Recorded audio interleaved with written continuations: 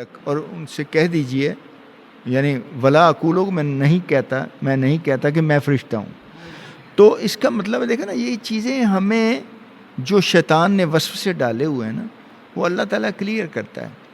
اب نبی کا مطلب ہے غیب کی خبریں دینے والا، کوئی اس میں ڈاؤٹ نہیں، لیکن وہ خبریں جو اللہ ان کو بتاتا ہے.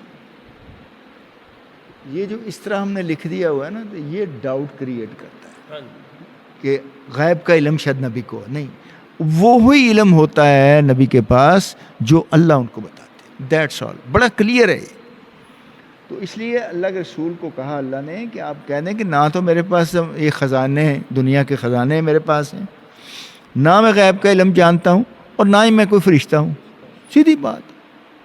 ان دونوں تینوں چیزوں کا جو ہے نا وہ نفی کر دی اللہ نے.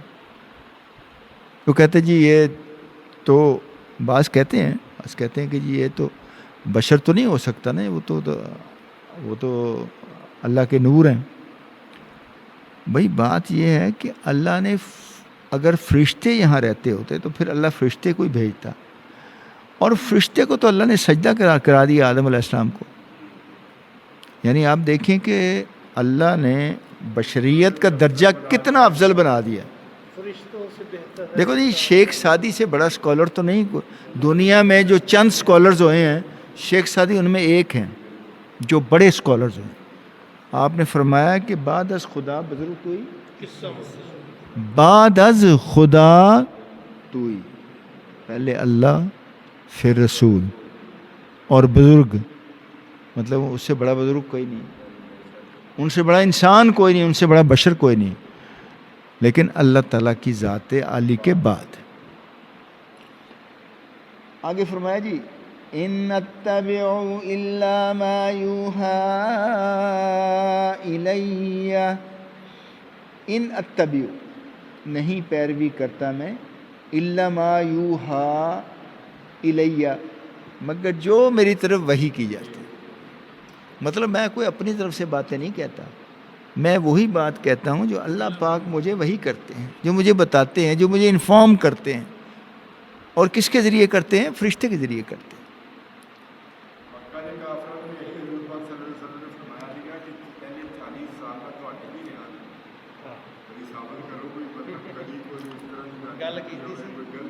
دیکھو جی، وہ تو اللہ کے رسول مقبول صلی اللہ علیہ وسلم کو جب یہ کہا گیا کہ اعلان نبوت کیجئے، تو اللہ کے رسول مقبول صلی اللہ علیہ وسلم صفا کی پہاڑی پہ چڑھ گئے. صبح کا ٹائم تھا، اور آپ نے کہا کہ واہ صباحا. وہاں عرب میں یہ ایک ریت تھی کہ جب کوئی خطرہ ہو، کوئی امپورٹنٹ بات ہو، کوئی ایسی چیز ہو، واہ صباحا کہا جاتا تھا. بچے، عورتیں، مرد سارے بھاگ کے آ جاتے تھے. مطلب اس وقت کوئی موبائل نہیں تھے، کوئی ٹیلی فون نہیں تھے، دوسرے اسپیکرز نہیں تھے. تو اس وقت یہی طریقہ چلتا تھا کہ واہ صباحا کہا جاتا تھا، سب آ جاتے تھے. تو سب آ گئے. تو پھر اللہ کے رسول نے کہا کہ میں اگر تم سے کہوں کہ اس پہاڑ کے پیچھے سے کوئی لشکر تم پر حملہ کرنے والا ہے تو کیا تم مان لو گے؟ انہوں نے کہا جی ہم کیسے نہیں مانیں گے، آپ تو ہیں ہی صادق اور امین. آپ نے 40 سال کی زندگی ہمارے اندر گزاری ہے، آج تک کبھی آپ نے جھوٹ نہیں بولا. اور اللہ کے رسول نے کبھی جھوٹ بولا ہی نہیں تھا، سچا تھا ہی نہیں، نبوت سے پہلے بھی نہیں جھوٹ بولا. اور آپ امین بھی، اور آپ نے کبھی امانت میں خیانت نہیں کی تھی. وہ لوگ کہتے تھے آپ صادق اور امین ہیں. تو پھر اللہ کے رسول نے کہا کہ گولو لا الہ الا اللہ محمد الرسول اللہ. اب اس کا مطلب وہ سمجھتے تھے کہ کیا مطلب ہے، کہ لا الہ الا اللہ، اللہ کے سوا کوئی معبود نہیں، اور محمد صلی اللہ علیہ وسلم اللہ کے رسول ہیں. اس کو چیز کو اس طرح سمجھتے تھے جیسے ہم کوئی اردو یا پنجابی میں کوئی بات ہو اس کو سمجھ جاتے ہیں. تو پھر جناب وہی لوگ جو یہ ایک لمحہ پہلے کہہ رہے تھے، وہی لوگ جناب اس میں مخالفت ہو گئی، برا بھلا کہنے لگ گئے، اس لیے تم نے بلایا تھا، اس لیے تم نے ہمیں یہ کہا تھا. اور اپنا سگا چچا ابو لہب جو ہے نا، وہ تو بدتمیزی پہ اتر آیا تھا، گالی گلوچ پہ آ گیا.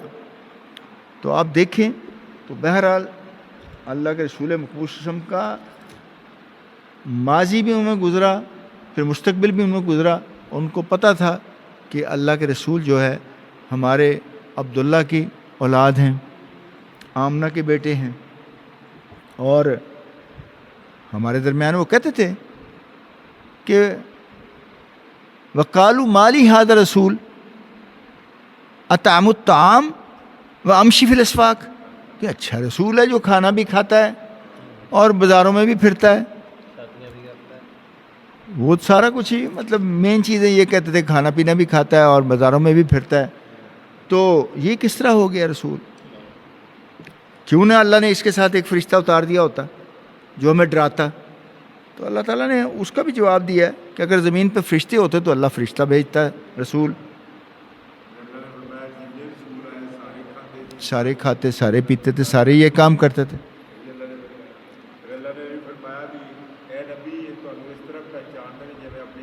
جی جی بالکل، جیسے بچوں کو اپنے بچوں کو بچا.